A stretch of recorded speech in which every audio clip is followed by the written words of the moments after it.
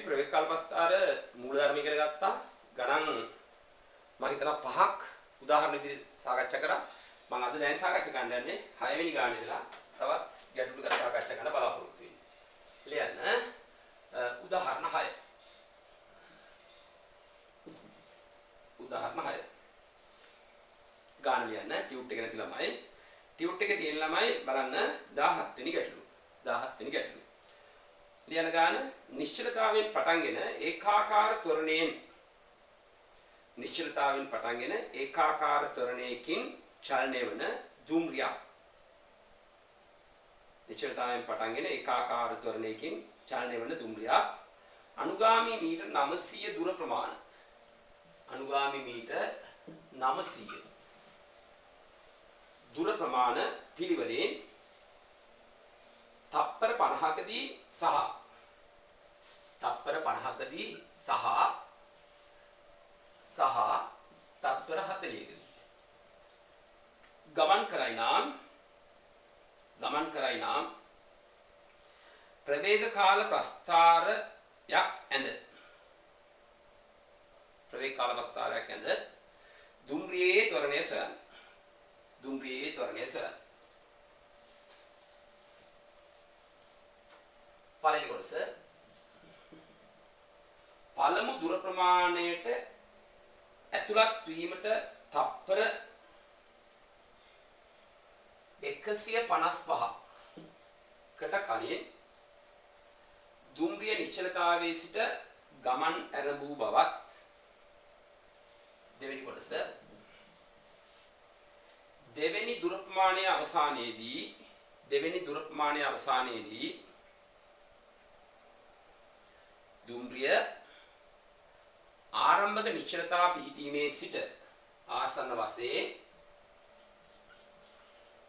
Kilometre 3ක දුරක් ගමන් කර ඇති බවත්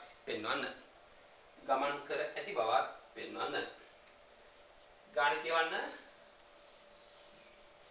පස්තාර දෙන්න පටන් ගන්න. සම්පූර්ණ ගාන කියවලම ඉවරලා පස්තාරය දෙන්න.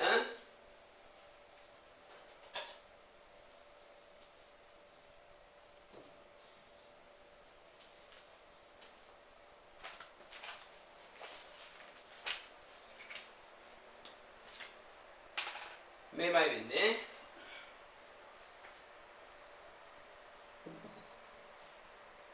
මෙහෙම ලක්ෂයක් තියෙනවා. දුර ප්‍රමාණ දෙකක් දීලා තියෙනවා. මොනවාද? මීටර් 900 ප්‍රමාණ දුර. අනුගාමී කියන ළඟ එක ළඟ.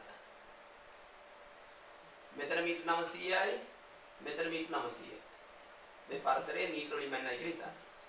හැබැයි මේ කැලේ යන ගත වූ කාලය තප්පර ඉස්සලා 50යි. ඊට පස්සේ තප්පර මේ කැලේ යන ගතන කාලේ මෙතන තප්පර 50යි. මේ කැලේ යන තප්පර 40යි. පළමු දුර ප්‍රමාණය කියන්නේ මේක. ඒකට ඇතුළත් වීමට ප්‍රථම චලිතය. ඒ කියන්නේ මේ හරියෙන් පටන් ගත්ත නිශ්චලතාවය. අපි හිතමු මේක යන්නේ F ත්වරණයෙන් කියන. F ත්වරණය යනවා කියලා හිතන්න. ඊට පස්සේ මේක ඕලක්ෂ කියලා ඕන නම් හිතන්න. හරි. මේක අපි හිතමු A කියලා, මේක B කියලා, මේක C කියලා, මේක D කියලා. එතන අපි හිතමු F ත්වරණයෙන් ඇවිල්ලා මෙතෙන් යනවා කියලා B 1 ප්‍රවේගයෙන්. මෙතෙන් යනවා කියලා හිතමු B 2 ප්‍රවේගයෙන්. මෙතෙන් යනවා කියලා හිතමු B 3 ප්‍රවේගයෙන්. ඔන්න. දැන් මුළු ගානම කියවපු නිසා තමයි මේ කැලලක් ආවේ. සමහර ළමයි නිශ්චිතතාවයෙන් පටන් ගන්න කියලා මෙතනින් පටන් ගන්නවා. එතන ගන්න හදන්න බෑ. පස්සේ අහිලා වෙනවා. කොහොමදත් ප්‍රශ්නයකට උත්තර මොන හරි ගැටලුවකට උත්තර දෙන්න පටන් ගත්තාම මුළු ගානම කියවන්න ඕනේ. ඇයි හේතුව? සමහර ලාවට අග දෙනවා ඉඟියක්. නැත්නම් සැලකිය යුතුයි කියලා දෙනවා. එහෙනම් ඒවත් සමහරට පාවිච්චි කරන්න වෙනවා. ඒ නිසා මුළු ගානම කියනකො හොඳයි. මෙන්න බලන්න. මෙන්න මෙහෙමයි ප්‍රස්තාරය. හරි. මෙහෙම යනවා. අපි හිතුව මෙතෙන් එනකොට 1900ක් ගියයි කියලා හිතන්න.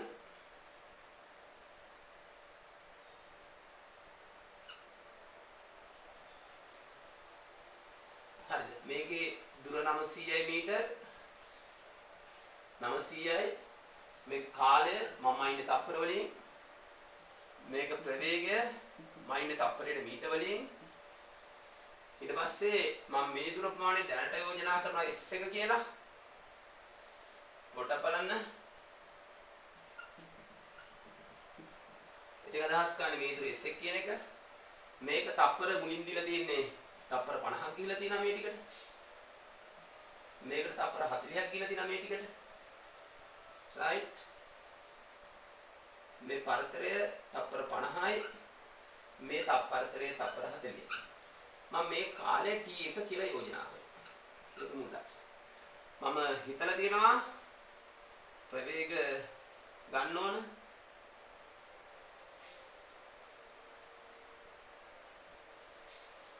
හරි. මම මෙතන ප්‍රවේගයේ V1 මේක V2 මේක V3 කියලා ගන්න. හරි. දැන් මම යෝජනා කරනවා අපි ABCD පාවිච්චි කරන නිසා වෙන අකුරු ටිකක් දාමු. මෙතන E කියලා දාන්න.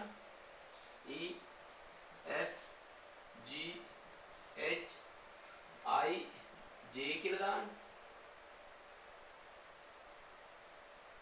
හරි. මේ ලම්බකයි කියන අදහස මේ තියෙන්නේ. මෙතනත් ලම්බකයි කියන එක මේකත් ලම්බකයි කියන එක. right. මට දැන් මෙහෙම කියන්න තිබ්බා. මොන පස්තාරේ හරි. මෙන්න මේ කොටසේ වර්ගඵලය 900ක් වෙනවා මේක 900ක් වෙන්න ඕනේ. අපි ඒකට නෑදෑ කන්දයක් ලියමු බලන්න. මොකද ලියන්නේ? E F G J වර්ගඵලය සමාන 900යි. හරි. දැන් මට පුළුවන් කියන්න මේක ට්‍රැපීසියමක් නේ. ට්‍රැපීසියමක වර්ගඵලය ලියන්නේ සමාන්තර පාදයක එකතු කරනවා. දෙකෙන් බෙදනවා. ඒ දෙන්න අතර පරතරයෙන් වැඩි කරනවා. 900ක් වෙනවා. දැන් කියන්නේ මෙතෙන් ලියන්න පුළුවන් මේව කියමු. බලන්න මේක බිඳුවයි. 5න් කපලා දැම්මම 5 1යි 4 48යි. ඊට පස්සේ V1 ධන V2 සමානයි 36යි අංක 1. පළවෙනි සමීකරණේ හරිද බලන්න. දැන් තව සමීකරණයක් ගමු. මේ විදිහට. ආන්න මට පුළුවන් ලියන්න GH IJ වර්ගඵලය සමානයි 900. ඒක ලියන්න සමාන්තර පාදයක එකතු විදිහට ලියන්න.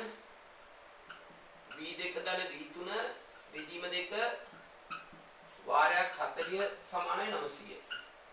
හරිද? සමාන්තර පාදයක කියන්නේ V2 ධන V3. එක දෙකෙන් බෙදුවා. පරතරය ඉන්නේ 40යි. හරි. දැන් කල්පනා කරන්න 20ක් වෙනවා. බිඳුරු බිඳුව කපලා දාන්න. මේක අපුල් 45යි. V2 ධන V3 සමාන 45යි කියලා. මම මේ වයින් කරනවා.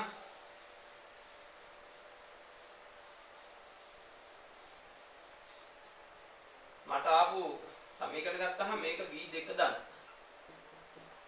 V2 ධන V3 සමානයි 45යි. මේක අංක 2. right. අංක එකත් ආපහු ලියා ගන්න.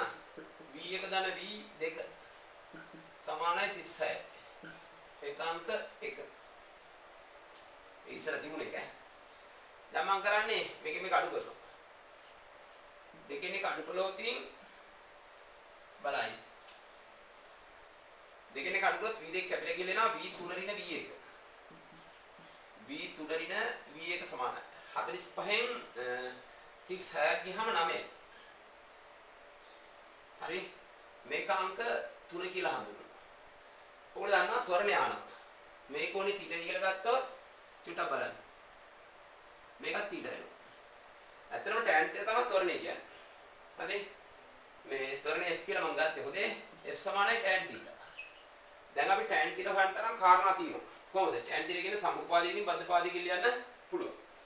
මම දැන් ලියනවා f සමානයි tan θ. අපි ත්වරණය f කියලා ගත්තනේ. f සමානයි tan θ. දැන් tan θ ලියන්න පුළුවන් ක්‍රම ගැන එකක් කියන්න. අපි මෙහෙම ගමු. f සමානයි. මොකද්ද? v3 ඍණ v1 බෙදීම. v3 ඍණ v1 කියන්නේ මේ පරතරය. හොඳේ. බද්ධපාදය කියන්නේ මේ පරතරය. එතන 90. එතකොට මේක 9යි බෙදීම 90. ඒ කියන්නේ 10න් 1. F සමානයි 10න් 1යි තප්පර වර්ගයට මීටර. ලියා ගන්න. උත්තරේ එහෙම.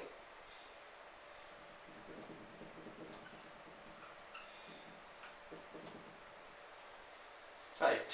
ඊට පස්සේ ත්වරණය අහනවා. ඊට පස්සේ T1 අහනවා. අර පළමු දුර ප්‍රමාණයට ඇතුළත් වීමට ප්‍රථම තප්පර 155ක් චලිත වූ බව. 155. right. අපි මෙහෙම කරමුද? මේක ඉවරයි.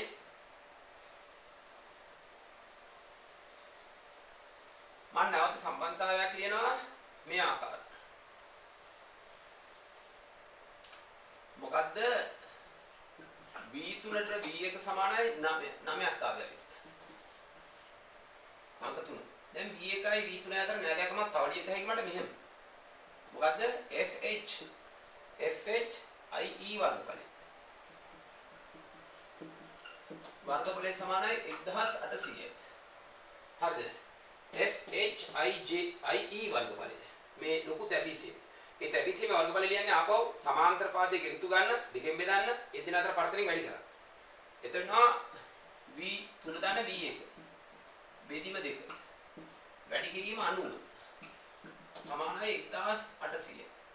බිඳුර බිඳුව කපලා දාන්න 20. ඒ නිසා V3 දාන V1 සමානයි 40. මේක අංක 4 කියලා දාන්න. දැන් 3යි 4යි එකතු කරා. එතකොට V1කට V1 කැපිලා 2යි V3 සමානයි 49. ඒ නිසා V3 සමානයි බලන්නගෙන හරිද? 49 බෙදීම 2යි. V3 අපිට ආවා 49 බෙදීම 2යි.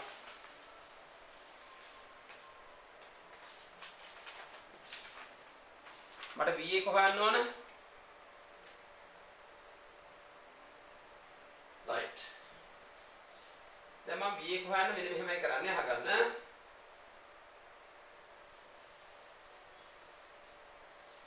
මම කරන්නේ අංක 4ෙන් ආගන්න. අංක 4ෙන් අඩු කරනවා අංක 3. අඩු කරොත් V3 කැපිලා ගිහලා 2යි V1ක් එනවා. මේකෙන් එනවා 40න් 9ක් ගියාම 31ක් එනවා. එහෙනම් V1 සමානයි 31 බෙදීම 2ක් එනවා. හරි. V1 හොයාගත්තා. V1 හොයාගත්ත නිසා අපිට T1 හොයන්නත් පුළුවන් S1 හොයන්නත් පුළුවන්. ලියා ගන්න. මේකේ එක ඉන්නේ තප්පරෙට මීටර වලින්.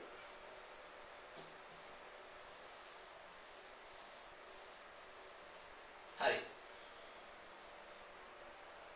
දැන් කියන්න ඔයගොල්ලෝ දන්නවා tan theta සමාන F. මම tan theta ලියනවා මේ රූපේ. මොකද මේ උස V1යි. V1 බෙදීම T1. F කියන්නේ 10න් 1. හරි. ඒ නිසා T1 සමානයි 10 වාරයක් V1. T1 සමානයි 10 වාරයක් V1. කියන්න T1 සමානයි 10 වැඩි කිරීම 31 බෙදීම 2යි. දෙකව ගත්තාම 5යි. අපිට V1 ඕනේ වෙයි ඈ. මම පැත්තකින් ලියා ගන්නම් ඈ. V1 සමානයි 31 බෙදීම 2යි. තප්පරෙට මීටර. දැන් අහන්න T1 සමානයි 5යි 15. තප්පර 155යි. 155යි තත්ත්වය. ඔව්. තප්පර 155ක් බව පෙන්වන්න. ඒක හරි. ඊට පස්සේ මම ලියනවා S එක කොහෙද? මගන්න. මට ලියන්න S එක සමානයි. භාගයයි ආධාරකයේ T1 වැඩි කිරීම උච්චේ V1. S එක සමානයි භාගයයි. T1 කියන්නේ 155යි. V1 කියන්නේ 31 බෙදීම 2යි. ආසන්න වශයෙන් උත්තරයට ගන්න උත්තරය සුළු කරන්නකෝ. එනවා 1201.0 ගණක් එනවා. 2.5ක් එනවා නේ. හරි. දැන් මම කියනවා මොකද්ද? අහන්නේ මොකද්ද කියලා බලන්න. අහනවා දෙවෙනි දුර ප්‍රමාණය අවසානයේදී. යරි ලියන්න. දෙවෙනි දුර ප්‍රමාණය අවසානයේදී දුම්රිය ගමන් කළ මුළු දුර S නම්. දුම්රිය ගමන් කළ මුළු දුර S නම්. ලියන්න S සමානයි S1 ධන 900 ධන 900. S සමානයි. මෙතන 1201.25යි ධන 1800. එකතු කරලා ගන්න උත්තරේ කීයක් එයිද? සමානයි. එන උත්තරේ බලන්න 3001.25. මේක ආසන්න වශයෙන් 3000. මේවා මොසලක හැරියා 3000යි මීටර. එහෙනම් S ආසන්න වශයෙන් 3යි කිලෝමීටර. හරි. මීටර වලින් ආපු එක 1000 බෙදුවාම කිලෝමීටර බවට පත් වෙනවා. මම හිතනවා හරි ඒ 6 වෙනි උදාහරණය. දැන් ගන්න මේක වරනේ. හරි. මම මේක අයින් කරනවා.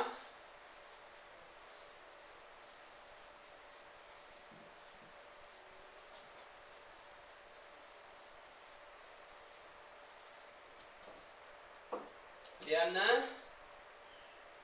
උදාහරණ 7. ටියුට් එක තියෙන ළමයි බලන්න 19 වෙනි ගාන. 19 වෙනි ගාන. ටියුට් එක නැති අය ගාන කිව්වා. ලියන්න. ගාන ලියන්න. නිශ්චලතාවයෙන් ගමන් නරඹන දුම්රියක්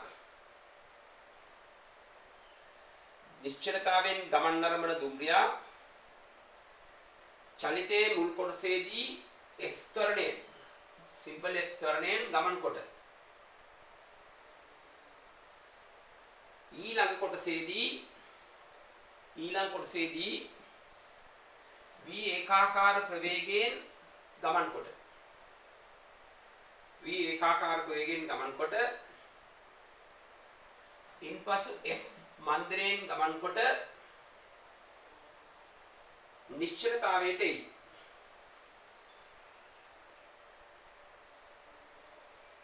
ඒකාකාර ප්‍රවේගයෙන් ගමන් කළ මුළු කාලය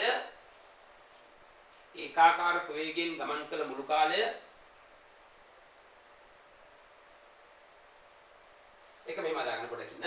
ඒකාකාර ප්‍රවේගයෙන් ගමන් කළ කාලය කමාවක් දාන්න.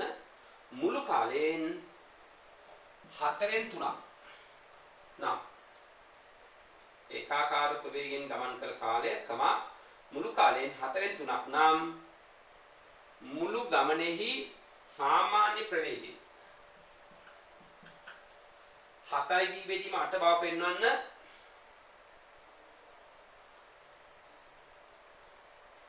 නියත ප්‍රවේගයෙන් ගමන් කළ දුර මුළු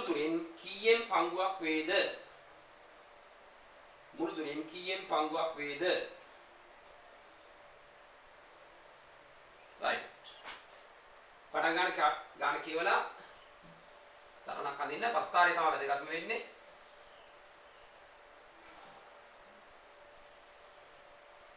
මෙහෙමයි වෙන්නේ. මේක ප්‍රවේගයේ මේ කාලය. ඉස්සෙල්ලාම ත්වරණය වෙනවා. ඊට පස්සේ ඒකාකාර ප්‍රවේගයෙන් යනවා. ඊට පස්සේ මන්දරේ.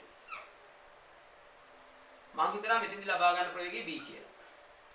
හරි මේක ඕක කියලා දාමු.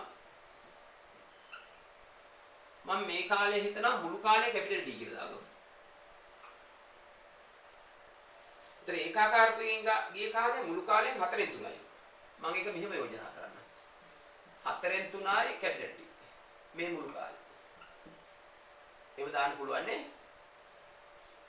මුළු කාලයෙන් 4න් 3යි නේ ඒකාකාර ප්‍රවේගයෙන් ගිය කාලය. අපිට එහෙම සටහන් ගන්නත් පුළුවන්. නැත්නම් මෙන්න මෙහෙම සටහන් ගන්න පුළුවන්. 4න් 3යි t කිය. දැන් මම කියන්න උත්සාහ කරනවා මධ්‍යක වේගය සාමාන්‍ය වේගය අහනවා. මොකද්ද මේකේ සාමාන්‍ය වේගය කියන්නේ? ඔව් සාමාන්‍ය ප්‍රවේගය. සාමාන්‍ය ප්‍රවේගය කියන්නේ ගමන් කරන මුළු දුර වේදී මුළු ගත වූ මුළු කාලය. මම කියන සාමාන්‍ය ප්‍රවේගය. සාමාන්‍ය ප්‍රවේගය v බාන මට ඊටමදි මම පොඩිවට ලියන්නම් ඈ අන්න v බා සමානයි ගමන් කළ මුළු දුර බෙදීම ගත වූ මුළු කාලය ගත වූ මුළු කාලය හරි දැන් මට දව කරන්නකෝ දැන් v බා කියන්නේ ගමන් කළ මුළු දුර කියන්නේ මෙන්න මේ ත්‍රිපිසීමේ වර්ගඵලය මම ඒක දාන්නම් ABCD කියලා නම් කරන්න හරිද OABCD වර්ගඵලය OABC වර්ගඵලය OABC වර්ගඵලය බෙදීම කැපිටල් T v බා සමානයි මතක් කරන්න මම වර්ගඵලය ලියනවා සමාන්තර පාද දෙකේ එකතුව උලන මේ පාදයේ කැපිටල් T කියලා මේ පාදයේ 4න් 3යි T කියලා එකතු කරා ඒකල දෙකෙන් බෙදුවා ඒ දෙන අතර පරතරයෙන් වැඩි කරා බෙදීම කැපිටල් T දැන් හරි මම ලියන්නම් v බා සමානයි සුළු කළ බලන්නකෝ මේ දෙකයි කියන එක හරියට ගන්න තිබ්බා 2යි T කියලා දාගමු මෙතන පොදු හරේ 4යි කියලා ගත්තොත් මෙතන 4යි 4යි 3යි 7යි T එනවා 7යි T බෙදීම 4කුත් තියෙනවා තව වැඩි කිරින් D එකකුත් තියෙනවා මේ T මේ T කපලා දාන්නකෝ උත්තර එනවා 7යි B බෙදීම 8 ඉතින් බලන්න ඔව් 7යි B බෙදීම 8 ඊට පස්සේ කියනවා නියත ප්‍රවේගයෙන් ගිය දුර නියත ප්‍රවේගයෙන් ගිය දුර කියන්නේ මෙන්න මේ ඍජු කොණාස්සේ වර්ගඵලය බෙදීම මුළු දුර අනුපාතය හරි කීයෙන් බංගුවක් වේද කියලා අහනවා මම මෙහෙම කියන්න ABCD මේක D කියලා දාන්න මේක E කියලා දාන්න මකන්නද thank you මේ විදිහට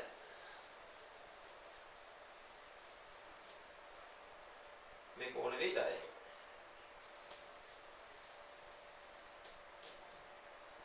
මම කියනවා ඒකාකාර ප්‍රවේගයෙන් ගිය දුර ඒකාකාර ප්‍රවේගයෙන් ගිය දුර S එකද මුළු දුර S ද ගනිමු. ඒතර අහන්නේ ඒකාකාර ප්‍රවේගයෙන් ගිය මුළු දුරෙන් කොච්චරද කියලා අහන්නේ. ඒ කියන්නේ ඒකාකාර ප්‍රවේගයෙන් ගිය දුර මුළු දුර කියන්නේ S නම් S එක බෙදීම S තමයි අහන්නේ. හරි නියත ප්‍රවේගයෙන් ගිය දුර මුළු දුරෙන් කීයෙන් පංගුවද? මට යන්නම් S එක බෙදීම S එක කියන්නේ මේ වර්ගඵලය ABDE වර්ගඵලය බෙදීම OABC වර්ගඵලය වර්ගඵලය මට මේක ලියන්න තිබ්බා මුළු වර්ගඵලය ලියනකොට කොහොමද ලියන්නේ නෑ අර ත්‍රිකෝණාස්සේ වර්ගඵලය එන්නේ 3 බෙදීම 4යි T වැඩි කිරීම B මුළු වර්ගඵලය එන්නේ T ධන 4න් 3යි T ඒකල එක දෙකෙන් බෙදන්න එපා ඒක සමාන්තර පාද දෙක අතර ලම්බ දුරේ වැඩි කරා මෙතන ගත්තේ මේ ත්‍රිකෝණාස්සේ වර්ගඵලය ඊට පස්සේ හරයට ගත්තේ ත්‍රිපිසීමේ වර්ගඵලය දැන් B2 කපලා දාන්න චුට්ටක් සුළු කරලා බලන්නකෝ කීයක් එයිද 3යි T බෙදීම 4යි මෙතන ගත්තාම 3යි 7යි T බෙදීම 8යි 8යි දැන් උන පේනවා T කපලා දාන්න තිබ්බා හරිද මේක ලියන්න තිබ්බා 3 බෙදීම 4යි වැඩි කිරීම මේකේ 7 8 උඩට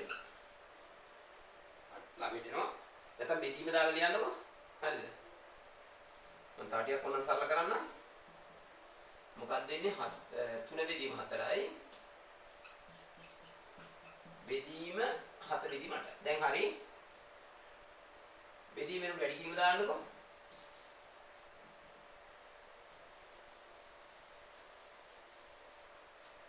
අපිට ලියන්න පුළුවන් 3 බෙදීම 4 වැඩි කිරීම 8 බෙදීම 4. මේක සුළු කළොත් 2යි. කීය දෙන්නේ? 7න් 6යි. එහෙනම් ඒකාකාරකයෙන් ගිය දුර මුළු දුරෙන් කීයෙන් පංගුවක්ද කියලා එනවා. හරි? S එක සමානයි කොහොම ලිව්වත් කමක්. ඒකාකාරකයෙන් ගිය දුර මුළු දුරෙන් 7න් 6යි. 7න් 6යි. හරි ඉවරයි. ඒක මම යෝජනා කරනවා උදාහරණ 7 විදියට. ටියුට් එකේ නම් 19 වෙනි ගාන. මම හිතනවා පැහැදිලි. හරි. දැන් ගන්න.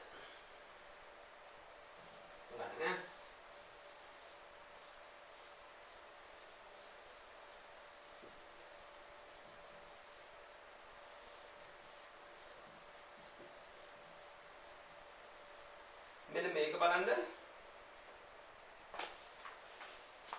ඔගොල්ලෝ දැනගන්න ඕන දෙයක්. අපි හිතමු තරුවක් දාලා ලියන්න. අපි හිතමු යම්කිසි වස්තුවක් F තරණේ යනවා කියලා. F තරණේ යනවා නම් අපි සාමාන්‍යයෙන් මෙහෙම සටහන් කරන්නේ මේක θ කියලා දානවා. මේකේ තරණේ F. අපි හිතමු F මන්දනේ යනවා කියලා. F මන්දනේ යනවා නම් අපි මෙහෙම දානවා. මේක ඇල්ෆා කියලා දාන්න. මේක 180 ඍණ ඇල්ෆා වෙනවා ඒක. හරිද? මම මේකට දාලා F කියලා හිතනවා. හරි? මේකේ මන්දනයත් F කියලා හිතනවා. හරිද? ත්වරණයේ F වලත් මන්දනයේ F වලත් මම ඔප්පු කරන්න යන්නේ ත්වරණයයි මන්දනයයි F නා. මේතර මේක ඍණනේ. හරිද? මේ θ ඇල්ෆාට සමානයි කියලා මම ඔප්පු කරන්න යන්නේ. ඒ ගණන් හදන්න අපි පාවිච්චි කරන නීතියක් වෙනවා. ආගන්න මම ගන්න විදිය මට කියත හැකි මොකද්ද? F සමානයි tan θ අත් දෙකීම අනුව. ඒක පිළිගන්නවා? අර රේඛා ගන්න යනකොට කොහොමද කියන්නේ? F මන්දනේ යනවා නම් ඒක ඍණ F සමානයි කාටද? ඍණ F සමානයි tan 180 ඍණ ඇල්ෆා. ඒක අදහස් ගන්න ඍණ F සමානයි tan 180 ඍණ ඇල්ෆා කියන්නේ කවුද? ඍණ tan ඇල්ෆා. ඒක දන්නවනේ මුල ත්‍රිකෝණ මිතියේ 180 කියන්නේ මෙතන ඍණ ඇල්ෆා කියන්නේ මෙහෙට පැනනවා. එතකොට x අක්ෂයට අනුව tan මයි මේ වෘත්තපාදී sin තමයි දැනෙන්න sin තමයි දැන වෙන්නේ tan වලට උත්තර ඍණ වෙන්න ඕන. ඒ නිසා ඍණ tan ඇල්ෆා. එමේ නිසා මනිනවා F සමානයි කවුද tan ඇල්ෆා. හරි. දැන් කියන්නේ මේ අංක 1 සහ 2 අනුව. මං කියන 1 හා 2 අනුව. 1 හා 2 අනුව ලියන්න පුළුවන් tan θ සමානයි tan ඇල්ෆා. අපි මෙතෙන්දී අර ත්‍රිකෝණ මිතිය දන්නවා ඔයගොල්ලෝ. ඒකට කියලා සාධාරණ සුන් ලියන්නේ නැහැ හොඳේ. θ සමානයි ඇල්ෆා. ප්‍රධාන කෝණය විතරක් ගත්තොත් θ සමානයි ඇල්ෆා. හරි. දැන් මට කියන්න ඔයගොල්ලෝ ඕගොල්ලෝ මෙතන පිළිගන්නවා F තරණයෙන් යනකොට E තියෙන බෑවුමයි මේ පැත්තේ තියෙන බෑවුම ඒ ඍණ F මන්දනේ යනකොට මේ පැත්තේ තියෙන බෑවුමයි මේ කෝණ දෙක මොනවද නේද? සමානයි. ඉතින් F තරණය සහ F මන්දනයක් කියනකොට ওই බෑවුම් දෙක සමාන වෙන රූපයන් දැන එහෙම කමක් නැහැ. හරි? එවනම් අපි දැනට හදලා තියෙනවා ප්‍රවේගකාල පස්තාල් පාඩමේ උදාහරණ 7. හරි? right. එහෙනම් ආයිබෝවන්